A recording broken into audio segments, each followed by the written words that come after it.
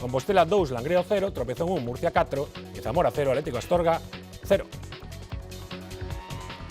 Ás 11:30 comezamos o repaso a esa segunda división B, como sempre, está connosco don Gustavo Varela. Que tal, Gus? Que tal, Óscar? Unha xornada con sensacións encontradas, non? Para, sobre todo, bueno, ese Celta B que temos un pouco en crise, os de arriba que sí que cumpriron, bueno, un pouco de todo. Sí, como sempre. Como sempre. Non, hai veces que casi gañan case todos, Bueno, non estivo tan mal, non estivo mal como parece a xornada, bueno, ainda que houbo resultados, como decía Óscar, agres, como ese do Celta B, pero bueno, imos comezar co aspecto positivo, que ademais foron os dous equipos da categoría que están máis arriba na clasificación, e son o Racing de Ferrol e a Sociedade Deportiva Compostela. Principiamos, se vos parece, por esa vitoria do Racing no campo do Real Avilés por 1-3, o Racing que ademais se beneficiou dese tropezo do Guijuelo no campo do Coruxo, e o Racing que precisaba sí ou sí o triunfo neste campo porque é que lle chega o mes, non sei se decir o mes decisivo, porque despois da vindeira xornada que xoga contra o Burgos, atención aos 4 próximos partidos: Leonesa, Guijuelo,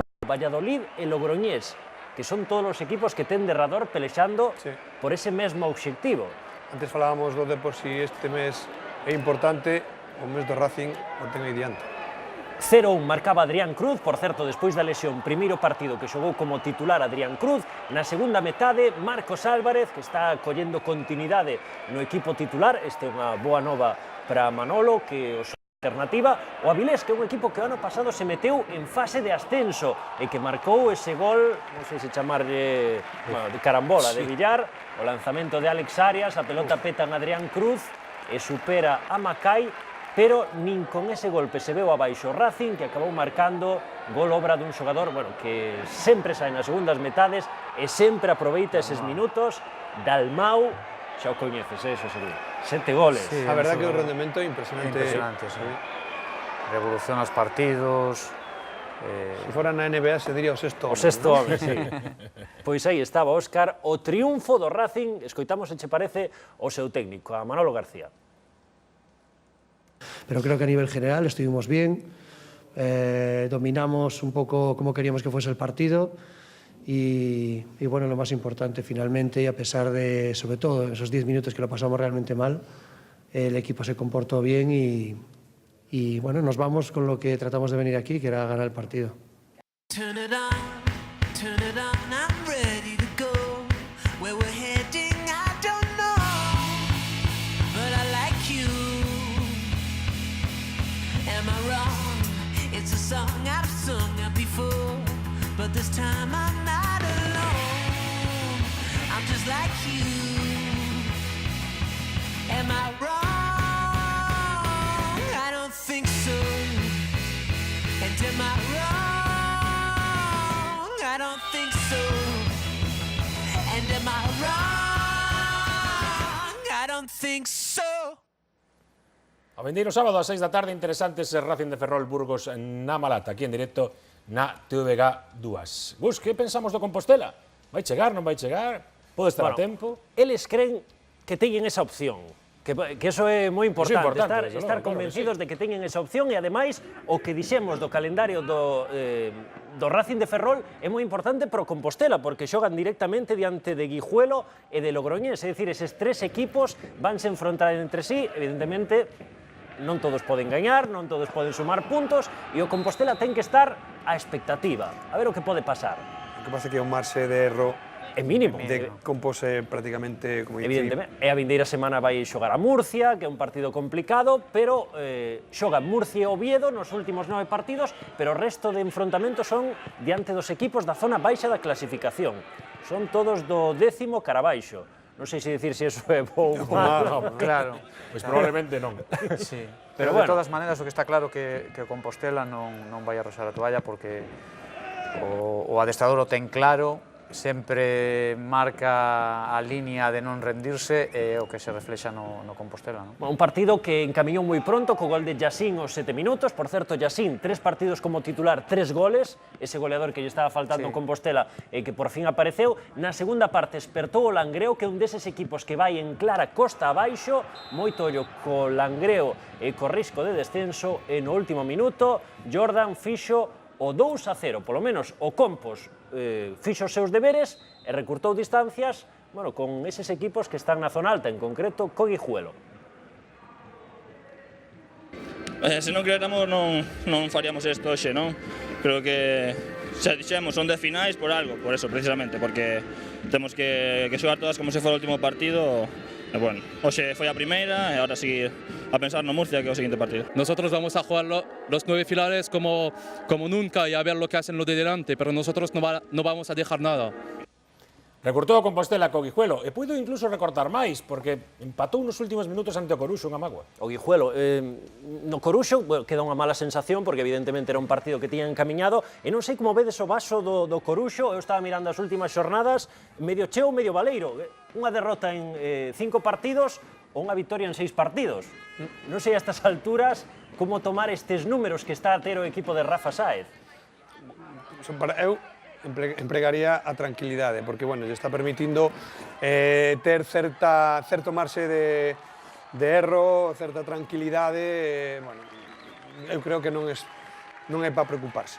Aí estamos a ver o primeiro gol marcado polo Coruxo, última xogada do primeiro tempo, ese balón que lle chega a Pedro Vázquez, dicíamos Pedro Vázquez, hai 15 días, me parece, non marcaba por primeira vez na temporada. Bueno, pois aí teñen a Pedro Vázquez, que é un xogador que sempre adoita a facer eses 5 ou 6 goles en cada unha das campañas. E despois, isto aconteceu no minuto 87 de partido. Tirou a centrar, mira a cara do xogador.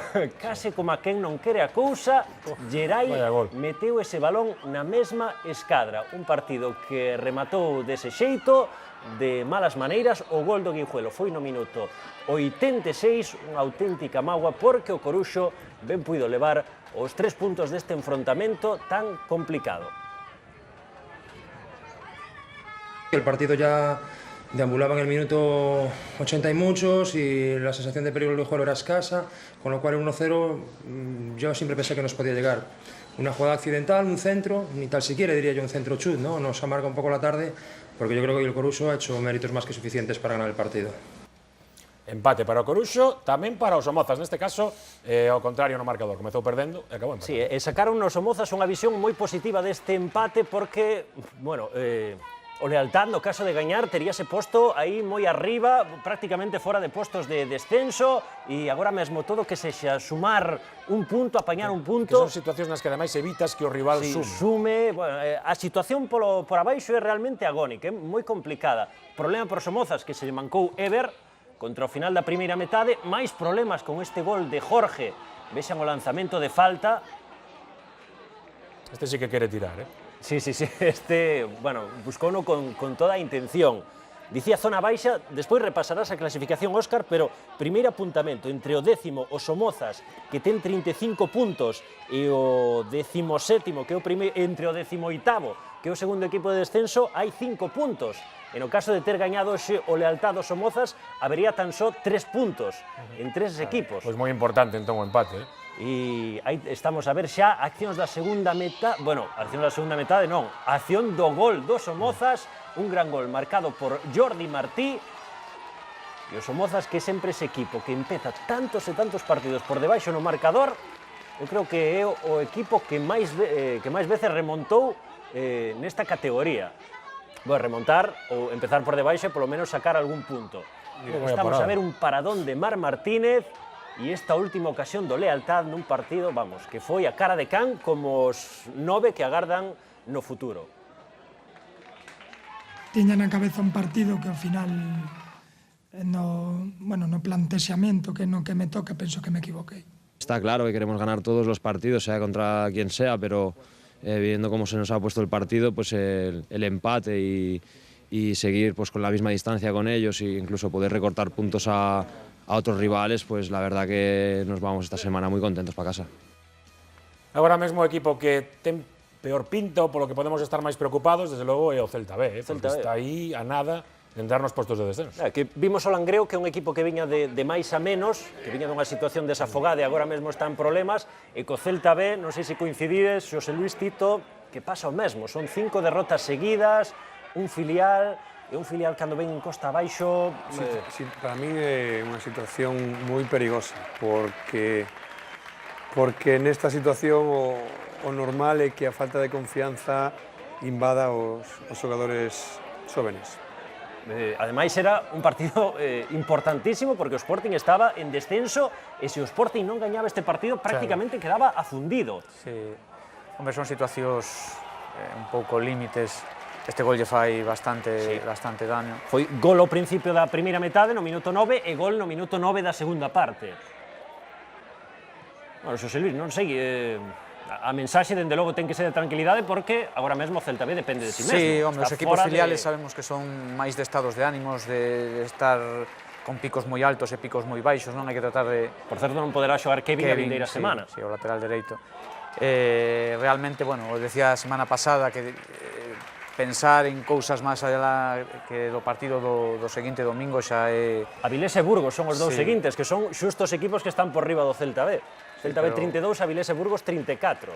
Sí, non, está claro que a situación é como dicemos que era, hai que manter sobre todo a tranquilidade, non?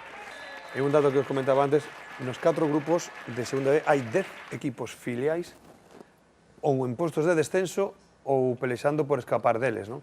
A verdade é que ao final aí se ve onde a experiencia dos equipos é un punto a favor e os xogadores jóvenes se enfrentan a situacións, para min, de excesiva tensión que non favorecen que